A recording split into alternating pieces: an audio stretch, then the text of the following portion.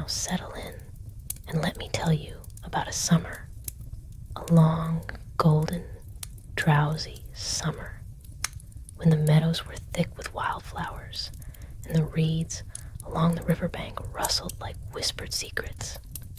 Tucked deep into those reeds, a mother duck had been sitting on her nest for what felt like forever, waiting, warming, hoping. One by one, the eggs began to crack. Little tap, tap, taps, and out tumbled the most darling yellow ducklings you ever saw, blinking up at the wide, bright world for the very first time.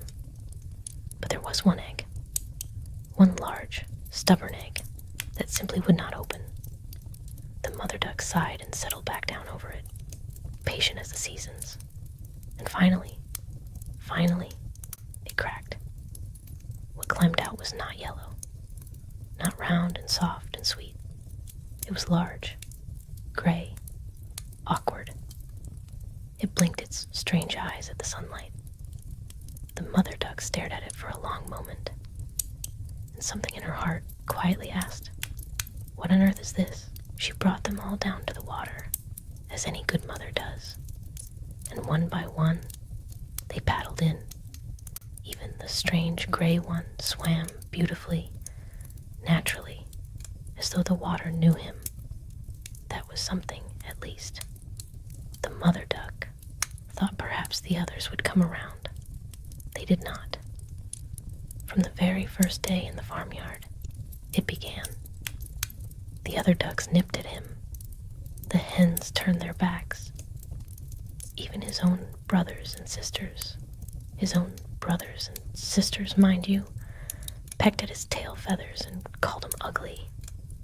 Ugly. The word landed like a stone, over and over. The turkeys puffed up and strutted past him with their noses in the air. The old duck with the red ribbon on her leg said he was a disgrace to look at. Even the girl who came to scatter grain kicked at him as she passed. He tried to make himself smaller. He tried to tuck himself into corners.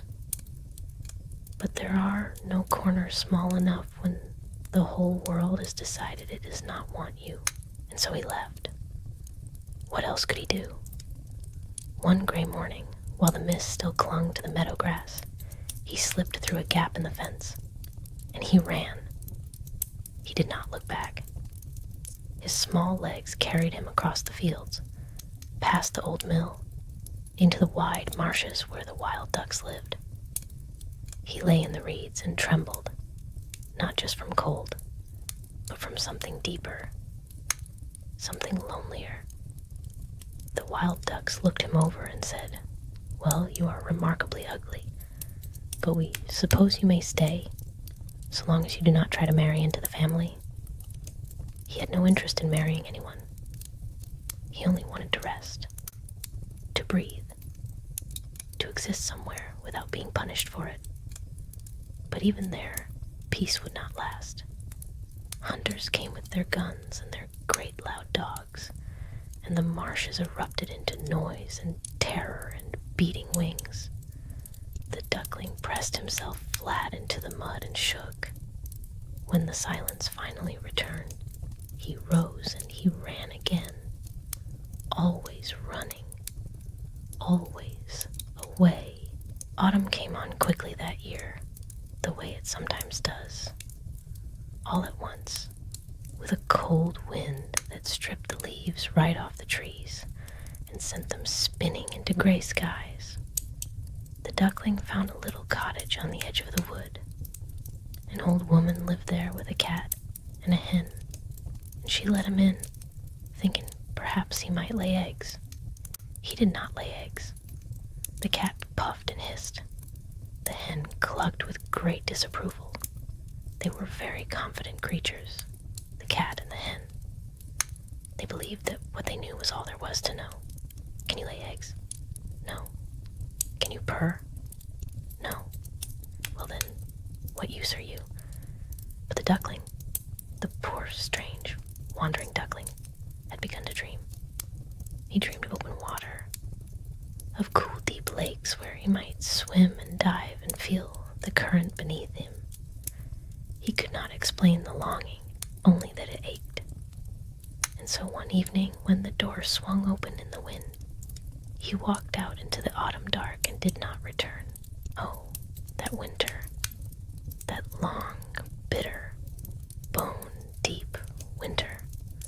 I want you to feel it, the way the cold comes when there is nowhere warm to go. The lakes began to freeze at their edges, and the duckling swam in tighter and tighter circles, keeping the water open by the sheer, tireless motion of his wings. He swam all day. He swam into the dark, and one morning he could not swim anymore. The ice had closed around him in the night, and he was caught, frozen in, silent, still. A farmer found him, broke the ice with his wooden boot, and carried the stiff little body home to his wife. She warmed him by the fire, and the children wanted to play with him, and the chaos of it all frightened him so terribly that he knocked over the milk pail and sent the whole household into an uproar.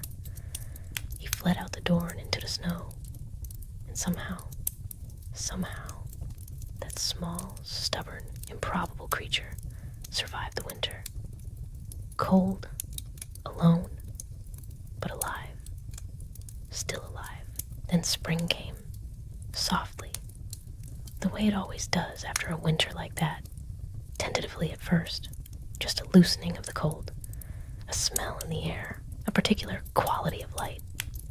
The ice melted, the willows turned that tender new green, and the duckling, older now, larger, changed by all those months of hardship in ways he could not yet see, spread his wings for the first time in a long while, and rose into the air. He flew, and oh, he flew beautifully. He came down on a broad lake, and there on the water were 3 swans. Great, white, glorious swans, moving through the morning light like something out of a dream. His heart twisted. He had seen swans once before, long ago, and they had struck him with a longing he couldn't name. He swam toward them slowly, his head bowed low. He thought, I will go to them. They will drive me away. Perhaps they will kill me, but I cannot help it. I cannot keep myself from going to them. He bent his head down toward the water. He expected to see the same thing he had always seen, that gray, graceless, unwanted creature he had grown so weary of being. But the water was still and clear, and what looked back at him stopped his heart. A swan, a beautiful white swan, with a long, curved neck and dark, gentle eyes. It was him. It had always been him. The children on the bank began to call out, Look, look, a new swan, the most beautiful of all. And the old swans bowed their heads toward him in greeting. He tucked his head beneath his wing for a moment, overwhelmed by something he had no word for. Not quite joy, not quite grief. Something that held them both. He thought of all those cold, dark miles, all that loneliness, and perhaps it had to be exactly that hard, exactly that long. So at this moment, this still morning, this clear water, this true reflection would mean what it meant. He was home, not because the world had changed, but because he had finally arrived at himself.